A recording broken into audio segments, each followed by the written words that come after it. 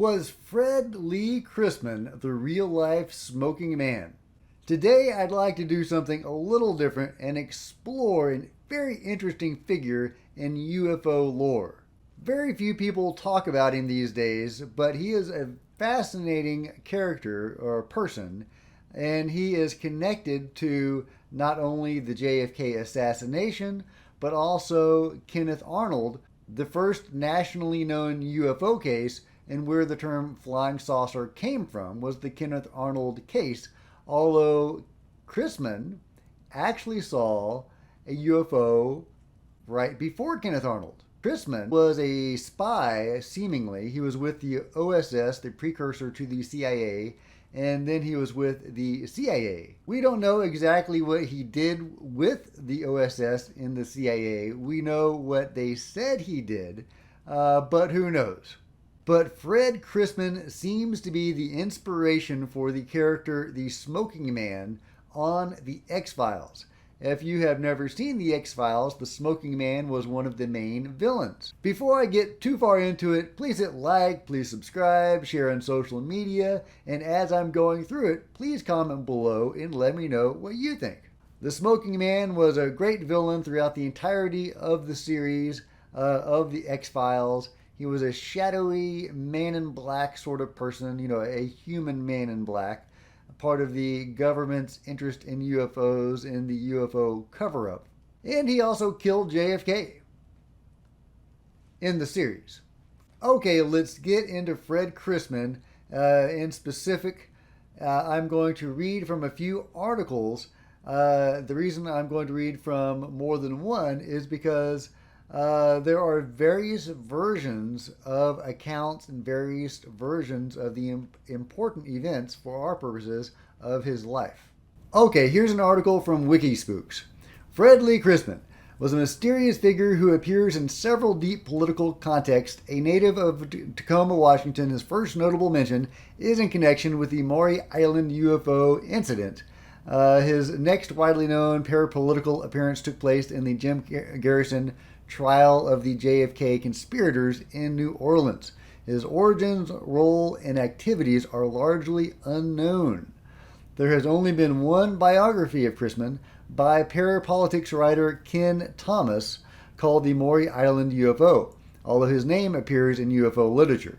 He was a member of the U.S. military before the Maury Island UFO incident and was returned to service immediately after.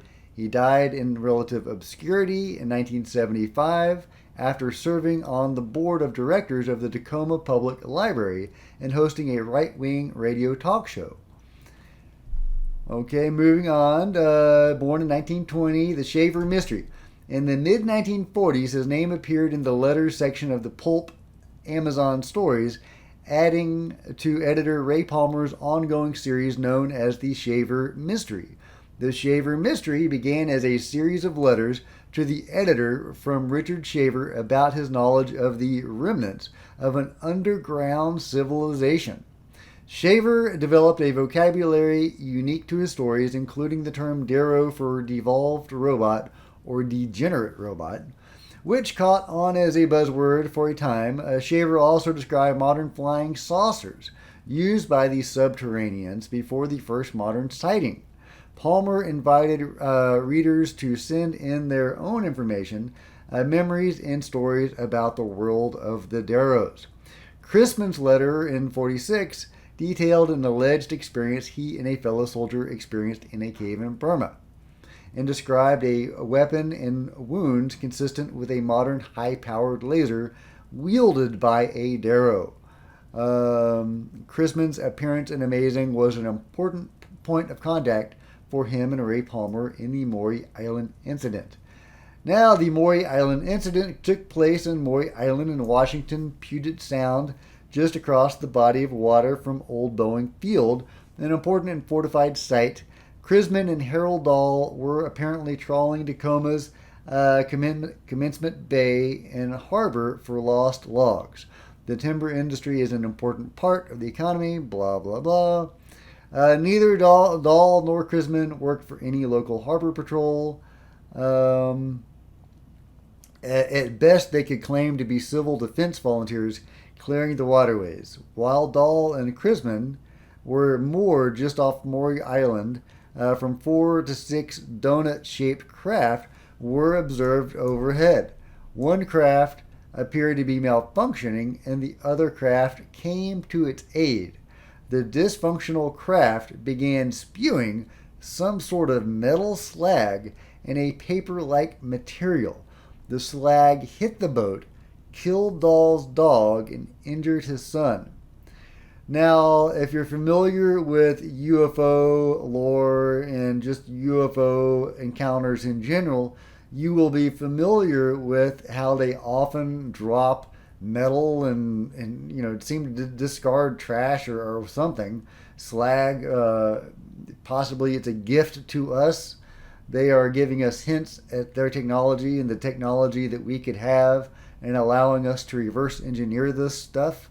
Or it could just be them disposing of trash.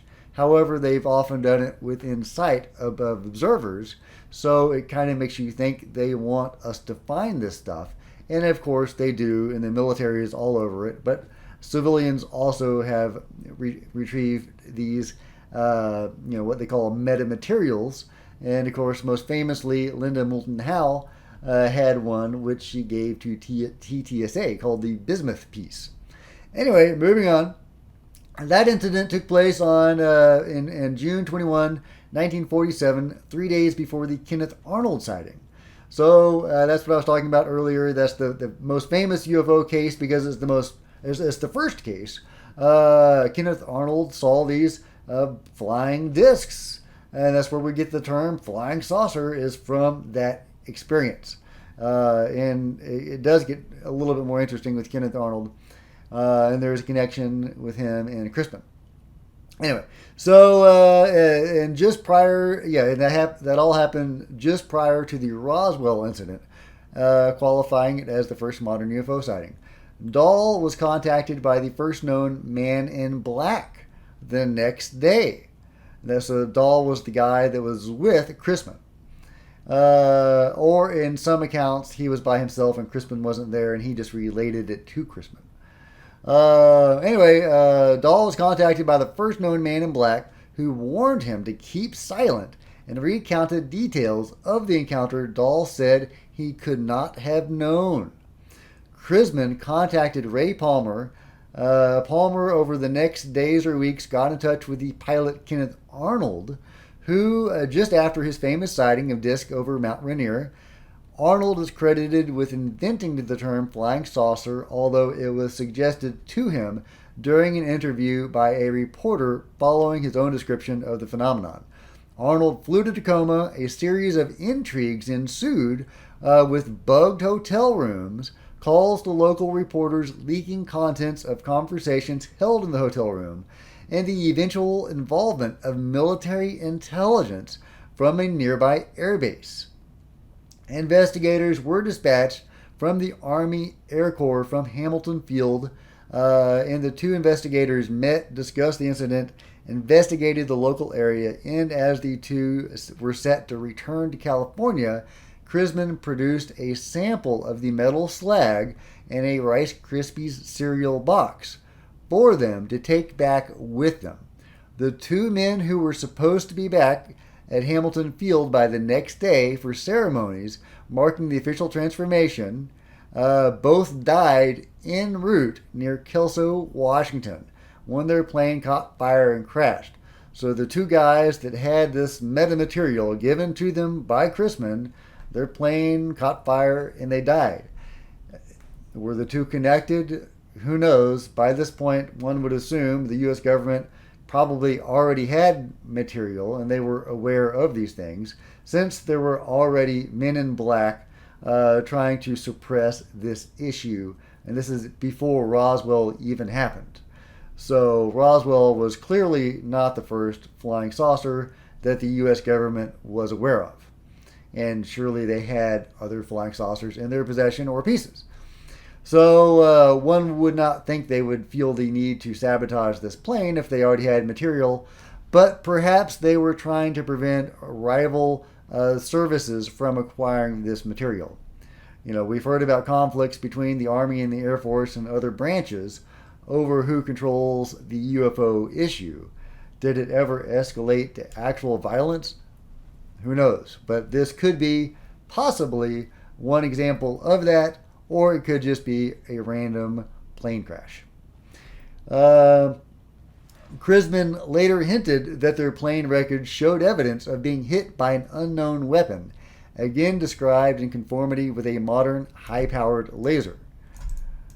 Author Ken Thomas points out that Jim Garrison was an FBI field agent in Washington State at this time. Clay Shaw was apparently also stationed in Washington State at the time, as was Guy Bannister. And these are connections to the JFK assassination, by the way. So very coincidental, if that's what it was. The rash of flying saucer sightings and the death of the airmen fueled demands by the executive J. Edgar Hoover and Truman in Washington, D.C. for further intelligence. Crisman was supposedly called back to active service following the incident, stationed in Alaska, Canada, and or Greenland. So there's some discrepancies over where he was. They don't even know where he was, which is common with spies if that's what he was. He wrote one more Shaver mystery type letter. It is uncommon that a spy encountering UFOs would write about it to pulp magazines. That is interesting. And it makes me think of the connection with Kenneth Arnold, because Kenneth Arnold was friends with L. Ron Hubbard and Jack Parsons, if you know who he is. Very interesting figure. Both of them, all of them, very interesting figures in UFO lore. And also very interesting because even from those earliest days, you can see the connection to the paranormal, occult, or spiritual.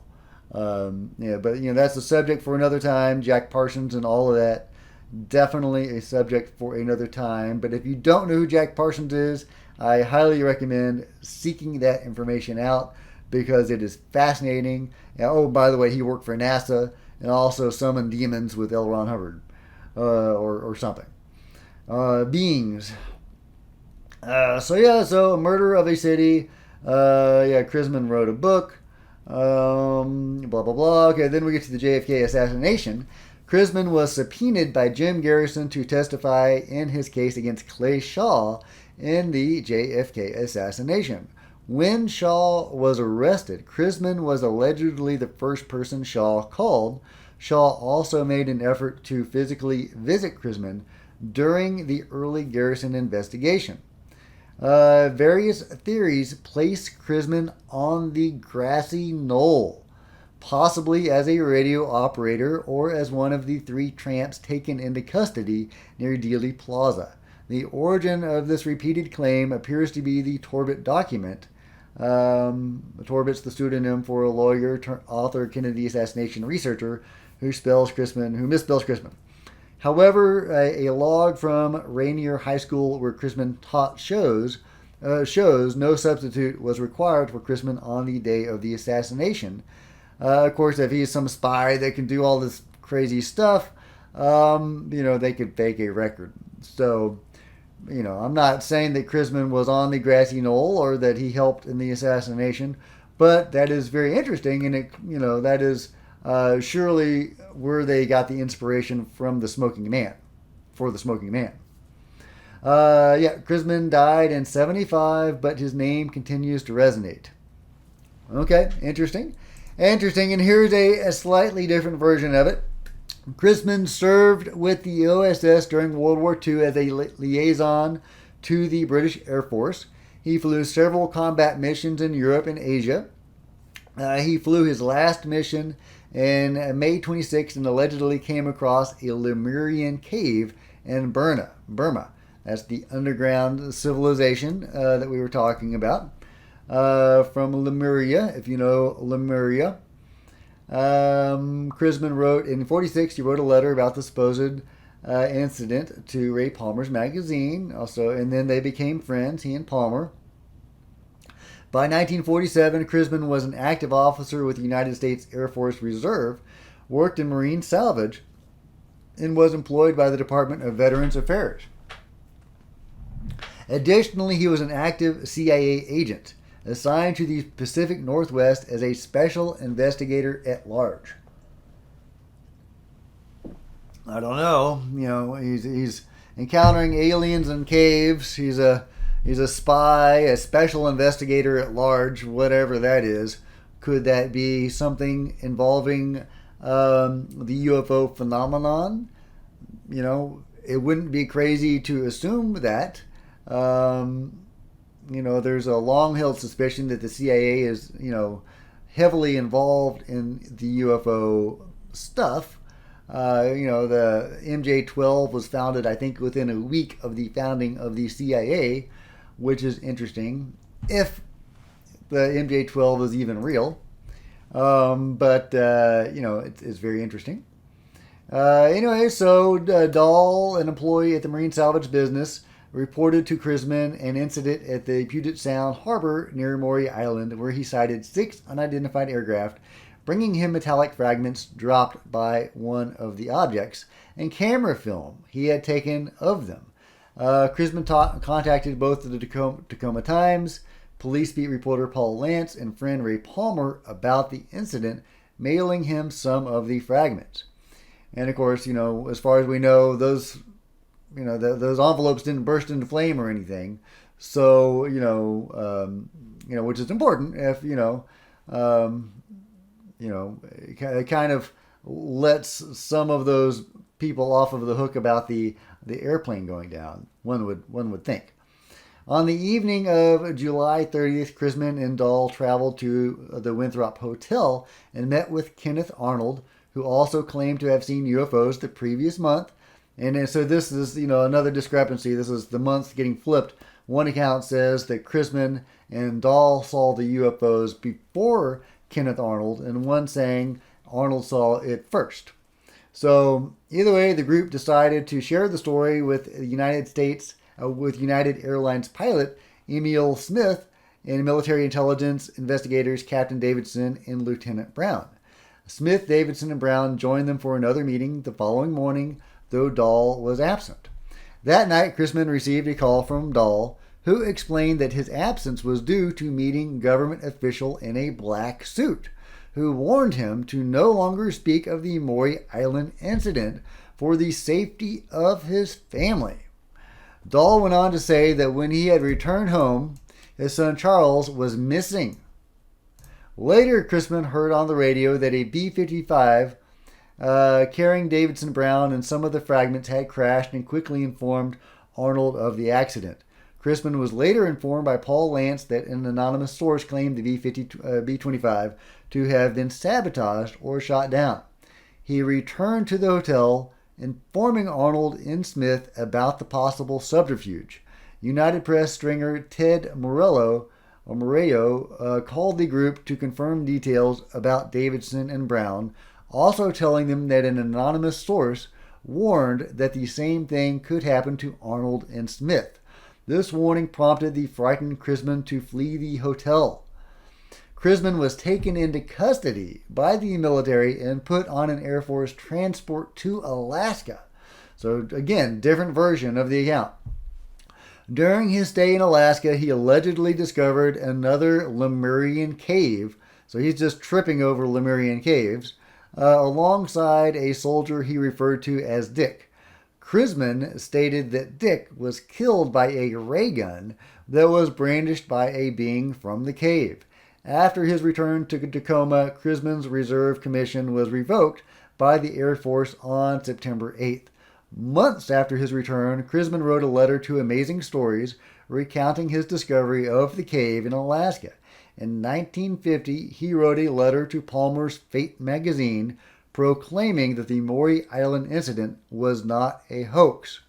Crisman was recalled to active duty during the Korean War, serving as a fighter pilot for 2.5 years and carried out espionage missions in the region. He worked various jobs for the remainder of the 50s and 60s, including a teacher, school administrator, freelance writer, political speechwriter, and host of a right-wing political talk show.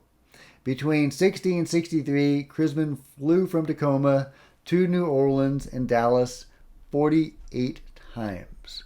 Crisman was called by Clay Shaw, a fellow OSS officer who was accused of conspiring to assassinate JFK. The grand jury subpoenaed Crisman, who was questioned about his connection to the various persons of interest in New Orleans District Attorney Jim Garrison's investigation into Kennedy's assassination. No charges were brought against Crisman, and Shaw was acquitted. Crisman died of kidney failure in Seattle and the Seattle Veterans Hospital in 75. Posthumously, a key witness in 77 identified Crisman as one of the 3 vagrants arrested shortly after the shooting. However, an alibi was provided, that he was, he was employed at that time. So, but again, an alibi would be an easy thing to fake. So that is very interesting. Okay, so moving on. Yet another version. This will be our last version, and I probably won't go over the whole thing. Here we go from Muckrock. Years ago, I heard rumors about some of the FBI's older files, blah, blah, blah. Fred Lee Crisman, every bit as weird as a character from the X-Files. Indeed, he seems to have inspired one of the characters. The story of Crisman and Security Matter X, that's the old files, begins with the aforementioned Maury Island incident, an alleged UFO sighting and crash that occurred about a month before the events at Roswell. According to various versions of the legend, Maury Island involved one or more UFOs that either dropped something or disintegrated, the fragments of which damaged Crisman's boat, killed a dog, and according to some versions, hurt someone. And from the other version, we know it was Dahl's son, according to that version. Subsequently, Crisman and Harold Dahl, the other apparent witness, were approached by men in black, one of the instances that helped popularize the legend. The story then gained additional coverage when a government plane crashed, a plane which was said to be carrying fragments from the incident. The FBI file on Crisman indicates the Bureau quickly determined the matter was a hoax, though the file is careful to note that Dahl did not admit his story was a hoax, but only stated that if questioned by the authorities, he was going to say it was a hoax because he did not want any further trouble over the matter. And it's hard to blame him if the men in black were threatening his family, and indeed his son had gone missing when he returned. And by the way, that's a common refrain you hear about the human men in black, is that they do threaten families. Moving on, flying discs. Yeah, it's a lot of stuff we've already heard, just various different versions of it. The FBI continued to collect a number of versions of the story from various individuals. And by the way, this is the FBI's take on it. This is the FBI files on a CIA spy who encountered UFOs. Although many have concluded the Bureau was correct and it was a hoax, the story gets stranger. Fred Crisman, was fingered as being one of the people responsible for the Kennedy assassination. While that's not entirely unique, he was one of the more investigated individuals. He was even called to testify for the grand jury and trial of Clay Shaw, the only criminal prosecution and trial to attempt to address the JFK assassination. Some believe that Crisman was one of the 3 tramps that had been arrested in Dealey Plaza on the day of the Kennedy assassination. This was later investigated by the HSCA, which concluded that of all the people accused of being one of the 3 tramps, only Crisman bore any real resemblance. But he wasn't on Dallas that day, supposedly. I've never been a JFK assassination conspiracy nut, but cases like this make me question whether I should be. This is very interesting. A CIA spy involved in UFOs, a repeat experiencer, supposedly, if we take him at his word. And there are obviously other, witnesses that saw at least some of this stuff. So a CIA spy and experiencer of the phenomenon is connected to the JFK assassination in some way. He was the first person one guy called, and he may or may not have been one of the three tramps arrested at the time, possibly a person on the grassy knoll. Now, I don't believe he was. I don't, I'm not a JFK conspiracy nut, like I said, but it is very interesting nonetheless. And I would love your thoughts on it. What do you think? Who was Fred Lee Crisman? Was he, just full of it? Was he a crazy madman that just made up story after story and sent them off to his buddy who ran a pulp magazine? Was he just trying to get attention? Was he just a serial liar? Possibly. However, if he was, you have to question why he was brought back to be not only a pilot in the war, but a spy as well. If the military thought there was something wrong with him, they would be unlikely to do that. So they would have sent him off with some sort of disability or just not ask him to return. So they clearly thought well enough of him to trust him with valuable information in, planes. So I tend to think that he was sane and that he wasn't just after attention and that he was genuinely involved in the phenomenon on some level. Was he really finding caves full of Lemurians? I don't know. I think that is just fascinating, and I would love to know more about this particular individual. Various accounts differ from each other greatly, as we have seen. So, getting the definitive version of his life is probably going to be a challenge. But a fascinating figure in UFO lore. I thought this worth bringing to your attention for your consideration. What do you think? Who was Fred Crisman? What was he all about? What does the whole story mean? Does it really have anything to do with JFK? I don't know, but if you know, please let me know in the comments below. Until next time, if you've enjoyed this video, please give this video a big thumbs up. I would really appreciate it. Also, consider hitting the subscribe button, and if you do, the bell next to it to be notified of future videos. Please comment below. Let me know what you think. And until next time, Cosmic Road out.